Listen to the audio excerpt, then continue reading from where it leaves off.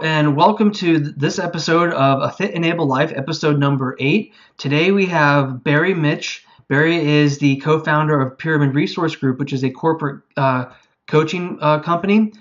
And while Barry is a corporate coach, his philosophies and the things he believes with helping his clients extend very much to athletics. So whether you're a team coach or a parent with kids you're trying to do something with, or anyone who is looking to improve habits, behaviors, or make any kind of change for the better, Barry has some very good advice. I suggest you take some notes on this one. There's a lot of good points to take to heart. So without further ado, here we go. Well, good morning, Barry. I'm here with you today in your corporate office of Pyramid Resource Group. Can you tell us a little bit? Good morning. Good morning. Can you tell us a little bit about yourself and about Pyramid Resource Group? Well, first you have to know that you catch me during No Shave November, right? Okay. Me too. So that's it. We've been in business for over 20 years. We're in our 22nd year right now. We are a corporate coaching company. We specialize in executive and team coaching, and we work mostly with fairly large organizations. But it's all about trying to get people and teams to operate at optimal efficiencies. And it's sort of a holistic approach as well. We try to get not only with their business approach, but also when you're coaching people and coaching teams, you're delving into their individual motivations as well. Well, when you go into those corporate teams, are you looking at corporations that are thriving as well as corporations that are struggling and help them out? Both. In fact, with coaching, you coach people who are healthy, you coach teams who are healthy. So typically, before we do any sort of coaching, we're looking at, are they a fit for this type of intervention? And typically, we work with teams that are healthy, thriving, and up to great things. Right. Well, that's so the mission of that is to assess where they stand, I guess, in terms of is it their corporate culture or the personalities involved? When we're dealing with teams, again, coaching at its fundamental is getting people through gaps. Where are you now? Where do you want to get to? Right. And with a team, typically we always try to tie it to a business goal, because that's where the value comes in. They're hiring you to help the business grow. Right. So when we're working with a team, there's always a business value we're looking at. How do you tie that to something that's going to make more money, make them more efficient, help their communication, whatever it would be. So we do an assessment of the team before we start any type of a team coaching effort. Same thing with an individual. We work with healthy people. Coaching is not about fixing people. It's about helping people, try to be their best. Right, that's interesting. Well, I know that you met with Fit Enable, our company, quite a few times actually, and you really helped us merge the generational issues that we had in terms of how to run a company. And you did that really well, and it took some introspection. We had to look a little bit about ourselves too. How do you do that? And I felt comfortable with that because I've known you for quite a while. How do you delve into that with a perfect stranger that's got a corporation underneath them that you're wanting to assess in some way? Well, again, very rarely are they perfect strangers. You've done something with them, you know them a little bit better, but a coach has to develop some trust. And again, you're coming from the perspective of questioning and challenging and listening. It's different than consulting. Consulting, I'm going to tell you how to do it. Right. It's not counseling. We're not trying to fix somebody. It's coming from the standpoint of, we are sort of a vessel to hold your thoughts, to hold your wisdom, and to help guide you to doing your best and discovering what's there. Right. Well, that's interesting because so you're not providing sort of a hypodermic needle. This is the fix. No, that's the wrong. In fact, that's part of the assessment. If somebody says we want to fix something, well, let's think about this. Because sometimes when you work with a team, it's critical that the team leader is strong. And sometimes we'll go into a team and we'll do the assessment, and the team leader is not ready for this yet. Because when you work with a team, with team coaching, that team leader's got to hold the process. And sometimes we'll say, you know what, this team's not ready because the team leader's not strong enough yet. Right. But let's work with the team leader for 6 months or so and get their foundation strong, and then we'll work with the team. Right. Well, I know this is kind of a lightweight question, but what is your definition of success with some of these groups that you work with? Because I guess if you're taking into account the goal or the mission of the organization you're working with, success is then, have they achieved that? That's an easy one. Really. And again, with corporate groups, you are looking for some sort of number. Sometimes it's easy to measure, sometimes it's not. A financial number. Something that will drive the bottom line. Okay. That's what they're looking for. Okay. You know, they're not looking for kumbaya. You know? they're looking for that for sure, without question. But you know, it comes in all shapes and forms. You're trying to get people to optimize. You're trying to get people to, you know, transformation is an overused word. I think the best way is you're trying to get people to shift their way of thinking. And because even a basic one-on-one coaching engagement is a minimum of 6 months, it takes that long for people to change. Right. You know, you just don't flip a switch. And for a team to evolve, you know, the old forming, norming, storming, performing, which is the old model of how teams, you know, kind of come together. What we try to do is accelerate that. Can we get them to go through those stages of performance more quickly? And we think we've been very successful at doing that. Could you repeat those stages a little bit more slowly? Well, a team forms, and then they always go through storming, which is the critical part. Right. You know, that's when there's things not. So you form, you storm, then you norm. You know, things become normal, and then you start performing. Okay. And you know, old research says it's maybe 2 years for a team to get that, but people don't have 2 years anymore. You know, teams are being formed, they're being broken up. You know, you just look at what's happening in business in general. It's not as stable per se. Things are changing too fast. Right. So the process that we have, Team Advantage, which is our signature program, we try to take people through that in 4 months, and hopefully we start working with the team leader ahead of that. But then it's a 4-month process at that point, and it's been very successful. We've documented that of how do we change employee engagement over that time. It's been documented that it's been proven that it works. How do you change high performance behaviors within individuals? We've done that. It works. Then of course, we have sometimes teams say, this is what I want to do during the 4 months. This is where I want to get from this point to this point, either in sales numbers or communication numbers. And at the end, you can look back and say, did we do that? Did it work? Right. And 9 times out of 10, we can do that. That's very cool. Can you share some of your success stories or particular groups with, if you can't name names, that's fine, but any dynamics that you had to work with that were more difficult to work with? I mean, we've done hundreds of these, so it's kind of hard to pull one out, but very simply, we worked with a call center team recently.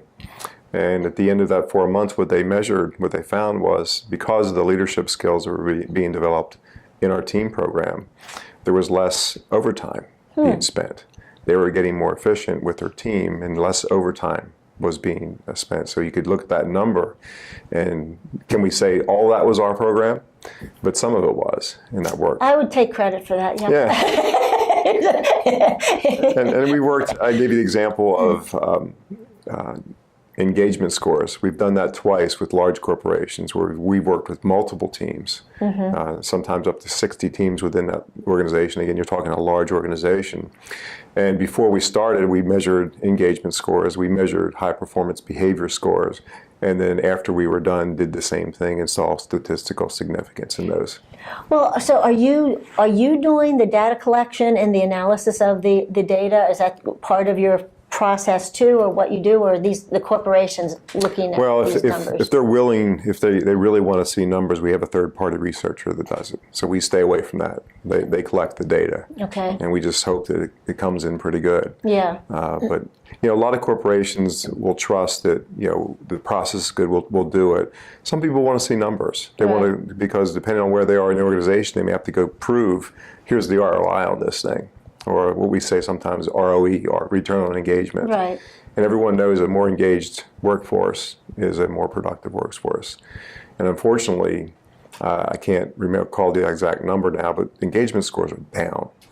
I mean, engagement scores are poor in across the board. Oh yeah, in the workforce. So many people are not happy doing what they're doing.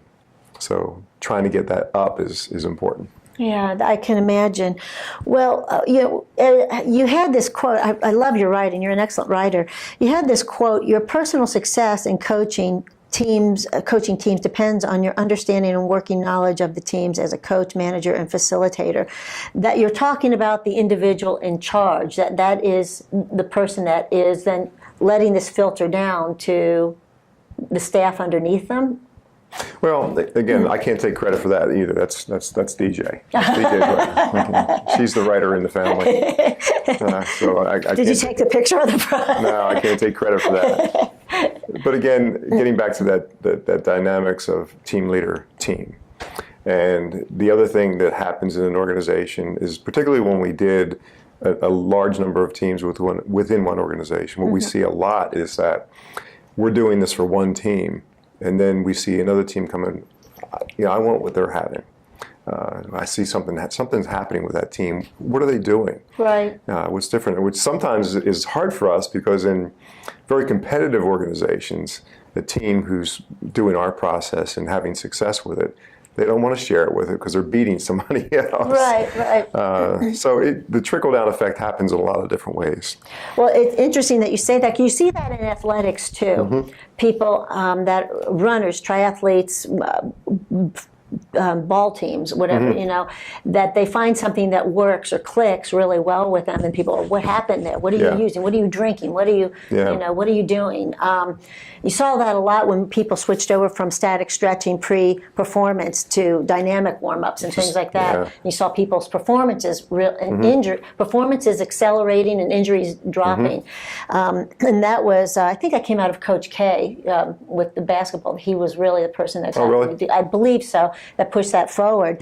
But it is that people are, if they have some good news with that kind of thing, they kind of hold it close to their chest. They don't show their cards. Yeah, we think it's kind of funny. We, sometimes our program, particularly the Team Advantage program, is secret sauce for people. We had one guy who his team went through this. And the other thing about our program is when they go through it, we basically give them the key. Now they know how to do it, or at least they can replicate parts of it without an external coach, which is fine. We're teaching them how to fish. Right. And he kept replicating the program over and over and over, and people kept wondering, what is he doing? He keeps winning all the awards. His team does.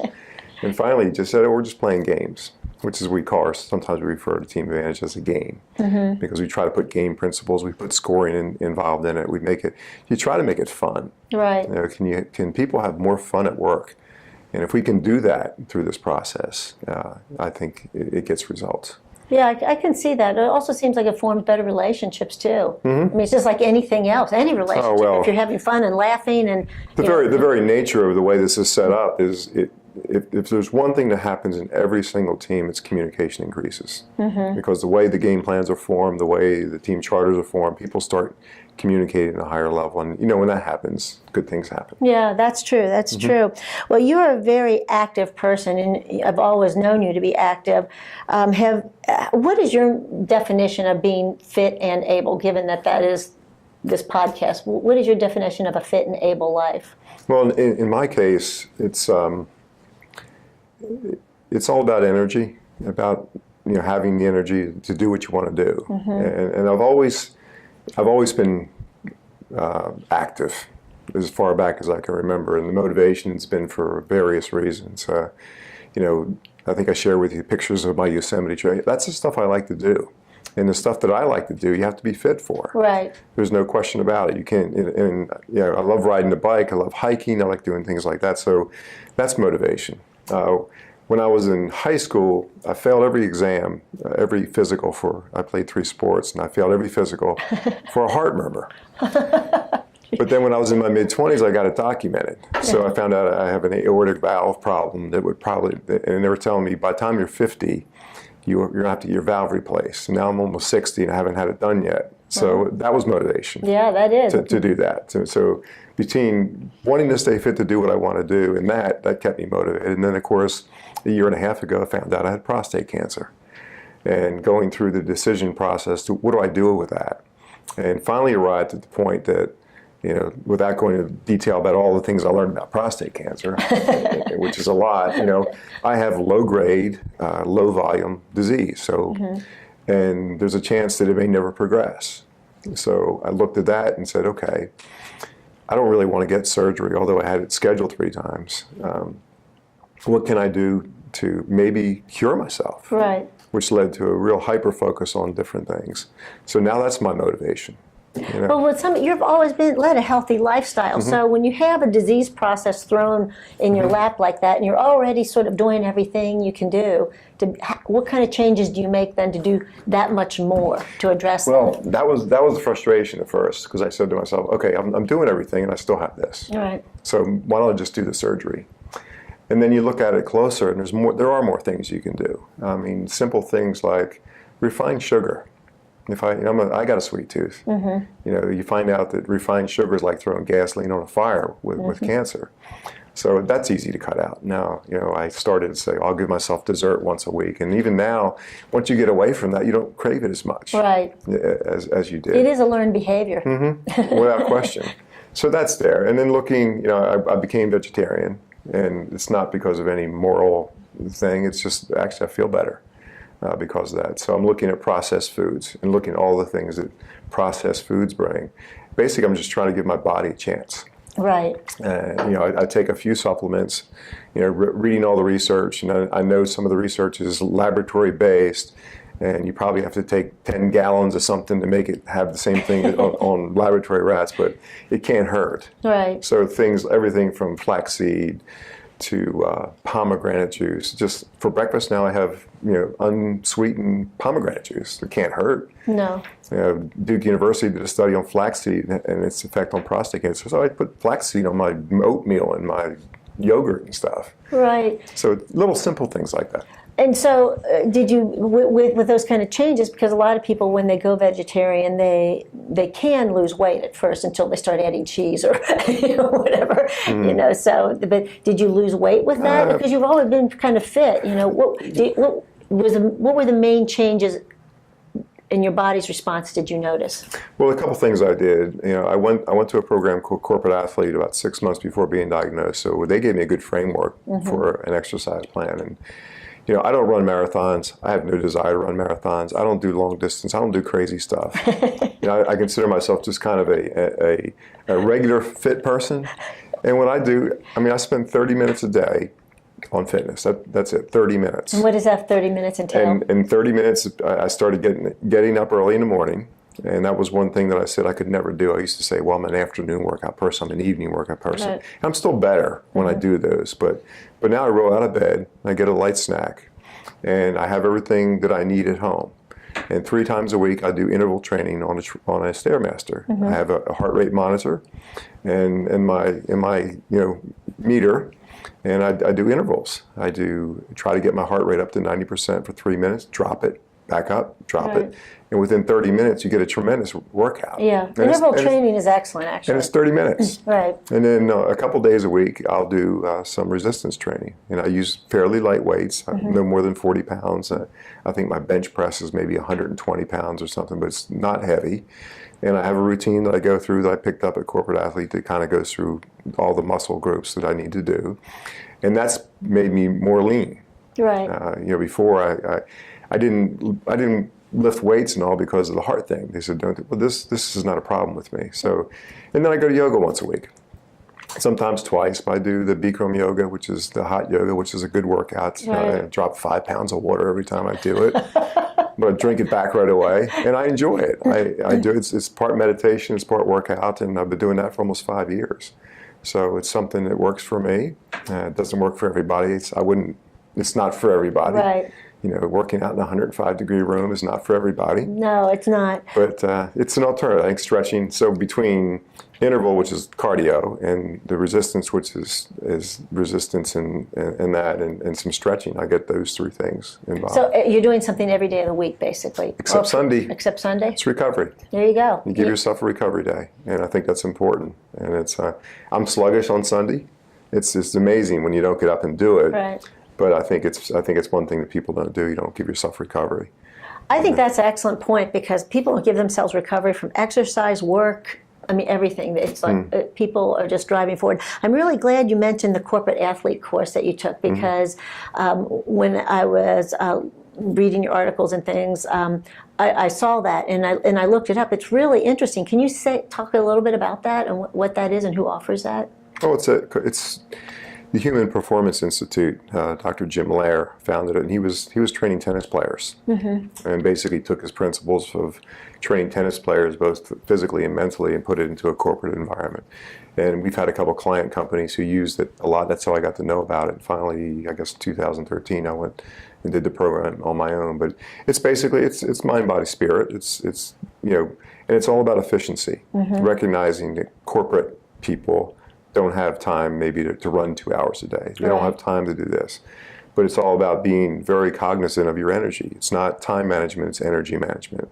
So you just combine movement with nutrition with recovery, those three elements of things, and tying it to basically a mission. Having what is your mission that you're trying to use that for? Right. And it's fairly simple, and it's easy to follow. And so it's about efficiency. That's why I look at it. I learned how to be efficient with now, exercise. When you look at corporate, you think very expensive. Is it cost prohibitive? Is it something that It's and again, I wouldn't say there are other programs like that out there. There's a few others that I could mention, but I'll just not. But it's just a matter of it's what's the cost benefit to you. Right. I didn't think it was very expensive, and there's other things you can do. I think everybody could come up with their own little program. You got to find something that works for you. That's the thing. Things that work for me. Getting up at 6 in the morning doesn't work for some people. But again, I think in my case, I thought, no, I can't do that. But once that was a story in my head, once I changed that story and did it now, I don't need an alarm clock to get up at 6 in the morning to work out. Again, I think it's so interesting that so much of these things are really learned behaviors and what we say we can and can't do. Yeah, it's a story. Well, yeah, it's a story. Yeah. Well, one of the things in some of your writings that I saw was you talking about change agents. And what are change agents? Are they, when I think of change agents for fitness and health, it's for most people, it's like the becoming aware that you have a disease process. You think that changes people's behaviors. You had all those behaviors already. That they were already part. But for most people, what are most people's change agents in the workplace, and are they the same as the change agents in life? Well, the change agent program, again, this is something that DJ spearheaded. In our case, you take a group of people within a company, and what we do with them is train them basically in coaching skills, and listening is the key part, and send them out within the organization first to listen, to find out what's going on, to be a person who can not try to tell, but really listen to what the organization is doing. And the change agents bring that back again to the leadership and get leadership to act on that. And basically we train them to take a coach approach, and they filter that out to everyone they work with. The one big project we did, there was a change agent for every organizational group within that company. Every unit within the company had somebody assigned to them. And those people started relying on them for that diagnostics. They started relying on them for coaching within the group. And then we did our Team Advantage program as an overlay to that, to get teams to look at things differently. And again, you get enough critical mass, you can change the environment within a company. Right. Well, I find that really interesting because it's a very powerful tool. It's a very powerful tool. So do you find much overlap on things that you teach somebody that is a change agent within a corporation, that if you were to put that into a family setting, can somebody be a change agent in a family? Sure. Can somebody be a change agent in an athletic team? Oh, without question. I mean, I think you see that all the time, that somebody is sort of the leader in the group. I mean, within our family, we have a very healthy, conscious family. It doesn't all start with me. My daughter's that way as well, and my wife is as well, and my son is very health conscious. And I think we've been blessed because of certain things, some of it illness per se, that caused everybody to start rethinking, what do we eat? I think you look in our refrigerator in our pantry, you'd be pretty impressed what's there. And it wasn't always that way. But no Cheetos? No Cheetos, no. You won't find any Cheetos, and you won't find a whole lot of things. You won't find a lot of packaged foods. Right. And I think even within an organization or within in families, one person can be the sort of the driving force or the example of things. I mean, within a sports team, somebody's doing something. You can see examples a lot of the time in the NFL or baseball that this guy's doing this sort of regimen, and everybody says, "Well, look at the performance. Maybe I should do that as well." Right. So, like in a corporate setting, a change agent is very aware of what their role is or the impact they're making, but somebody in more of an informal setting might not actually see themselves as a change agent. It's just happening. Yeah, and again, this thing, I think everybody can be a change agent, and it depends on what is the motivation for that. Right. In our case, we train people to be change agents. It's intentional, and you got to find the right people. And basically, if you train them and get them to exhibit behaviors that are positive and people see, I think you can change. They become sort of, I don't want to say like a virus throughout the organization, but that's what happens. Would you always see a change agent as something that's positive, a positive impact? Okay. Yeah, well, yes. Okay. That's what we look at it that way. We're not, well, yeah, I know people can be negative for sure. Well, or like, if you look at if you look at it inanimate change, the economy, that creates a change agent in corporations. Well, that's an influencer. That's I don't know if that's a change agent. That's by definition. That's a factor. Right. Okay. That's something external, and how do you react to that external thing is important. That makes sense. You can react any way you want to it. Right. Things happen to people. We're working with a team right now that, without revealing details, but their whole world changed 2 weeks ago. Something happened within that corporation that changed everything. But they're still in a good state, and we're still working with them, even though, just a major thing happened. Right. But I think the communication they've already established through the process is going to stick with them, and it's going to be exciting actually to see what happens with them. Yeah. Well, real quickly, I know that you are so involved in the community in so many ways. The Cary Chamber, I could list them all, but one of the things that you have spearheaded within our community is the Cary Sports Alliance, and it really provides opportunity for athletes of all levels to have opportunities within our community and in the greater Raleigh area, actually, too. You're involved in the greater Raleigh area. Can you talk a little bit about the inception of the Cary Sports Alliance and when that happened and why? That was, gosh, I can't remember now. It's 5, 6, 7 years ago. And really what that is living here in Cary, we have the best facilities in the country. Right. Between baseball, tennis, cross country, soccer, whatever. And a lot of people in the business community weren't aware of it. So the whole impetus behind that is, can we get the linkage between what we have here in sports and our business community, knowing that our facilities are so good that we bring people in from everywhere. All over the world come here to Cary to do this, and it's an economic development engine. People who come here they spend money when they come for these things, and USA Baseball just give an example, when they bring in their National Talent Identification Series, you got kids coming from all over the country to spend a long weekend here to hopefully make a national team at one point, but they're bringing their parents and their family and so forth, and they spend money.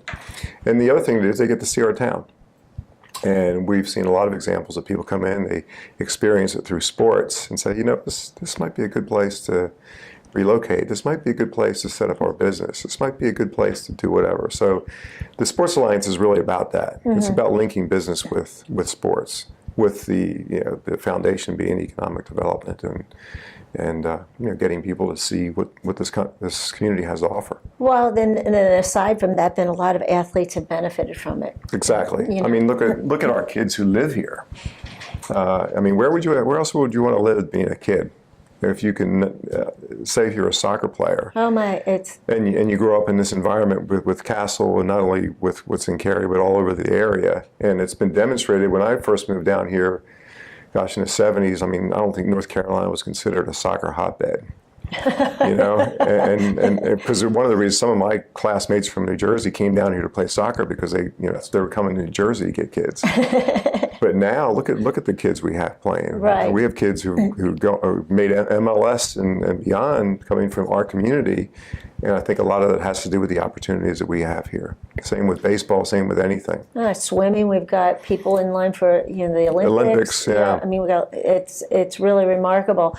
Well, I'll tell you what, I so enjoyed talking to you, and I have to say, I do not have a business background, so reading up on you was a real challenge for me, and trying to understand the concepts, because the concepts are not easy. So you can see why somebody coming in and explaining that into a corporate setting and helping people through that, it's a real asset. We still, when we started this business in 1994, and at the time coaching was very new, and it was hard to tell people what coaching's all about. And now here 20 years later, it's still hard sometimes, because the term coach, I mean, you're a sports coach, right. You're a fitness coach. Is that the same thing as we do? No. And then you got people doing all this other stuff. Actually, until I started reading, I was thinking it might be the same. But not at all, right? It's nowhere near the same. And it's still hard. And what makes it harder is that there's so many people who call themselves coaches. We aspire to the International Coach Federation standards and ethics and so forth, and we consider what we do is business coaching. We work with businesses. That's our sweet spot. We look at the bottom line. The people, our coaches and our coaching team, all have business experience. We're looking there. We're not looking, like as I said before, for the kumbaya, but sometimes you get that, which is great. So, our focus is on, we probably don't do as much one-on-one executive coaching as we do team coaching now, because that's our sweet spot. That's where we develop our expertise. And teams are what drive corporations. Right. Every company, it's teams everywhere. And if you can get the team unit to function at a high level, the whole organization benefits. Well, I tell you, I know you travel all over the country, the world, doing your coaching, and you're very successful at it, but I have to say this, you do so much for the Cary community that when I see the Wall Street Journal report that we're number 6 in the nation, greatest place to live, I think that you are definitely a contributor to that. So thank you for that, and thank you for your time this morning. I appreciate that thought that I may contribute in a small way to that. Thanks, Elisa. Thank you so much. Well, I hope you enjoyed that. As you can tell, Barry has a lot of experience coaching and has a real passion for developing the highest quality athletic opportunities for other people in our area. And I hope you heard the value of what he was saying, and that you see how you can apply those coaching techniques, methods, and philosophies to your own life, so that you can improve the things you need to live the best life you can. I just want to remind you that if you're listening to this on iTunes or Stitcher, please subscribe to the channel and leave us a review. And if you're watching this on YouTube, leave us a comment. We like to know what your feedback is, and we like to know the things that you want to be listening to on this podcast.